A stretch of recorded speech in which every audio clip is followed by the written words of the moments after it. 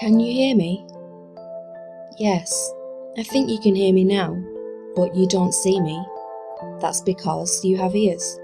If you close your eyes and reach for the screen, you will know it's there. You feel it through your skin. If you have not been allowed to touch it, at least you can smell it. And after the hot plastic smell, you will realise that your monitor has to be there. Luckily, you have a nose. But what if you taste it? Well, it will be more difficult, but eventually you'll taste the plastic because you have a tongue. You understand the world around you, I mean everything that is around you, through those 5 senses. If you have ears, you can hear. If you have eyes, you can see. Through your skin, you can feel. The tongue will help you taste, and if you have a nose, you can smell. Eyes, ears, nose, tongue, and skin are the tools with which you were born, tools that help you understand the world around you. But how did you know all this? Just because you noticed? And how did we divide them into 5 senses?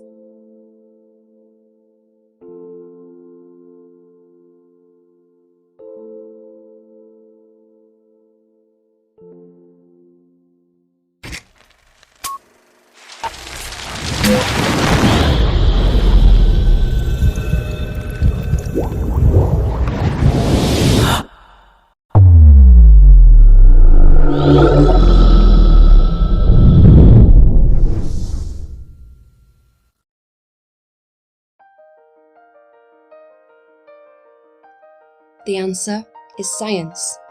Because the world is so complicated, we use science to discover and define. But what is science? Investigation and study of nature by observation and reasoning, or the sum of all knowledge obtained through research. Basically, a sum of tests, numbers and letters which altogether can define. But how? Most people recognise marks as values, and the best known groups are letters and numbers. They are inventions which help us to understand our environment. To better understand how these marks came into existence, let's see a brief history of mathematics. Human beings, from our earliest beginnings, have searched for solutions to basic problems, building homes, measuring space, keeping track of seasons, and counting objects. Over 30,000 years ago, early Paleolithic people kept track of the passing seasons and the changes of weather for planting. To represent the passing of time, they carved tally marks on cave walls or slashed tallies on bones, wood, or stone. Each tally stood for 1. But this system was awkward when it came to large amounts, so symbols were eventually created that stood for groups of objects. Sumerian clay stones have been found that date to the 4th millennium BC. A small clay cone was used for 1, a clay ball was used for 10, and a large cone stood for 60. Written records from around 3300 BC show that Babylonians inscribed amounts on clay tablets with a reed. They used a nail shape for 1s and a V on its side for 10s, combining these symbols to write other numbers. For example, Babylonians wrote the number 19 as. The ancient Egyptians used objects from their everyday life as symbols. A rod stood for 1, a cattle hobble was 10, a coiled rope was 100, a lotus flower was 1,000, and so on. The number 19 was a cattle hobble and 9 rods. The early Romans created a number system that we still see today. Along with other symbols, they used an X for 10 and an I for 1. By the Middle Ages, Romans were putting the I to the right of the X for 11 and to the left for 9. So they wrote 19 as XIX. All these creative number systems show groups of objects as well as individual objects. Some of the oldest human counting systems rely on fingers and toes, so they were based on 1s, 5s, 10s, and 20s. The Zulu word for 6 means to take the thumb of the right hand, meaning that all the fingers on the left hand had been added up and the other thumb was needed. Other systems evolved from commerce. The Yoruba in Nigeria used cowrie shells as currency and developed an amazingly complex number system. It was based on 20s and on the operations of multiplication, subtraction, and addition. For example, they thought of 45 as 3 times 20 minus 10 minus 5. Knots tied in cords and strings were used for recording amounts by many cultures, like the Persians. The Incans used a more refined version called a quipu, a thick cord held horizontally from which hung knotted string. The kind of knot the Incans used, along with the length and color of the cord, represented ones, tens, and hundreds. In today's world, almost every industrial culture uses the numerals 0 through 9. But these symbols weren't invented until the 3rd century BC in India, and it took another 800 years for the idea of zero with place value to be constructed. This big idea dramatically changed the face of mathematics. We humans have always shared with one another. When early cultures shared their food and water or wanted to divide their land in ways that were fair and equal, fractions gradually emerged as symbols for these fair share situations. The ancient Egyptians used unit fractions. Fractions where the numerator is 1, like 1/2, 1/3, and 1/5, and would add and halve these fractions. If they wanted to divide 3 loaves of bread equally among 5 family members, they'd first divide the first and second loaves into thirds. Then they'd divide the third loaf into fifths. Finally, they'd take the remaining 1/3 from the second loaf and divide that into 5 pieces. They wrote this as 1/3, 1/5, 1/15. Today, we would represent this sharing with the fraction 3/5, 3/5 of a loaf for each person, or 3 loaves divided by 5 people. The Sumerians and early Babylonians invented a number system of fractions based on 60 that we still use 4,000 years later. Our days have 60-minute hours and 60-second minutes, and our circles encompass 360 degrees. Chinese societies used an abacus with a system based on tens, although it had no zero. An early form of decimal fractions came from the abacus. For example, 3/5 would be 6 out of 10 on an abacus. The Chinese lovingly named the numerator the sun and the denominator the mother. It wasn't until the 12th century that common fractions with the bar notation that we use today were invented. Even then, these fractions weren't widely used until the Renaissance period, only 500 years ago. Throughout history, every culture around the globe has created inventive ways to calculate. To solve a problem, say 12 times 15, early Russian peasants used a system of doubling and halving. When an odd number, halved, resulted in a fraction, they rounded down. Then they added the factors associated with the odd multipliers.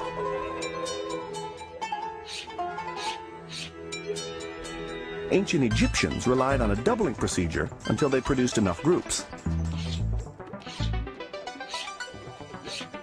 Then they added these groups to find the answer.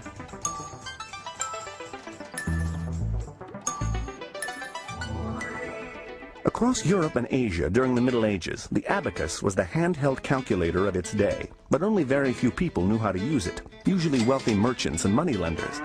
By simply moving beads that each had place value, an abacus was a highly efficient way to compute. Then, the great Arab mathematician Al-Khwarizmi introduced the Hindu-Arabic numerals 0 through 9 into North America and Europe and created new procedures for computation. These algorithms could be written onto paper. Over the centuries, learning the algorithms became the hallmark of an education as students were taught to compute long columns of figures, borrow and carry, and do long division efficiently and reliably. They could now keep records of these procedures and check results. Today, complex calculations are done with a handheld calculator. This means students need the ability to check the reasonableness of the answer and to have a rich repertoire of mental math strategies to do that. Most simpler computations, like 12 times 15, can be solved mentally using a variety of strategies.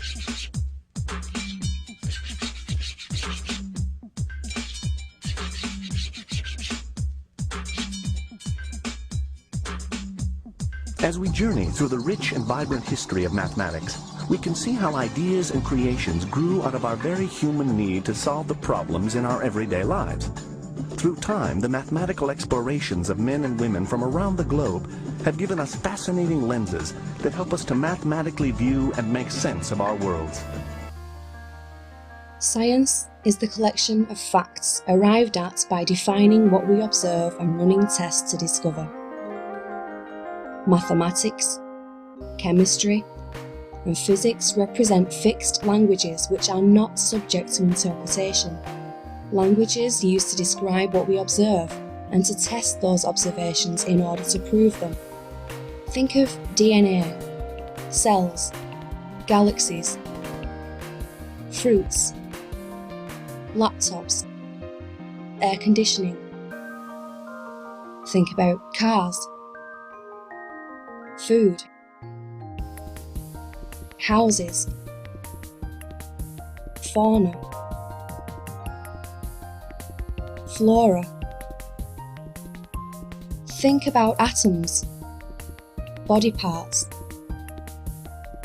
climate, or the clothes you wear. And realise that everything is defined or created by science.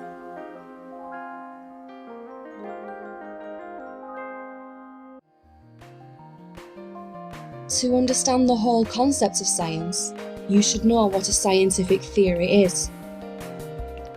A scientific theory comprises a collection of concepts, including abstractions of observable phenomena, expressed as quantifiable properties, together with rules, called scientific laws, that express relationships between observations of such concepts. A scientific theory is constructed to conform to available empirical data about such observations, and is put forth as a principle or body of principles for explaining a class of phenomena. A scientific theory is totally different from any other theory. It is the most probable variant resulting from recent discoveries.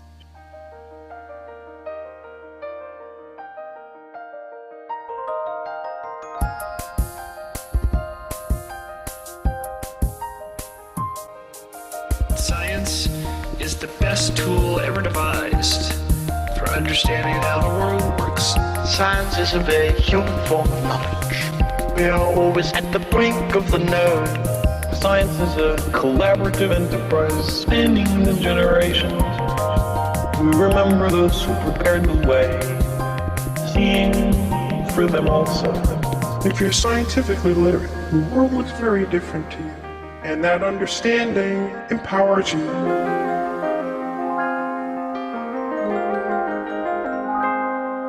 There's real poetry in the real world. Science is the poetry of reality. We can do science, and with it, we can improve our lives. There's real poetry in the real world. Science is the poetry of reality. The story of humans is the story of ideas that shine light into dark corners.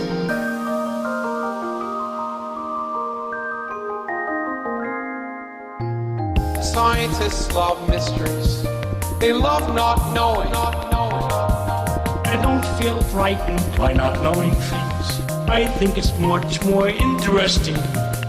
There's a larger universal reality of which we are all a part. The further we probe into the universe, the more remarkable are the discoveries we make. The quest for the truth in and of itself is a story that's filled with insights.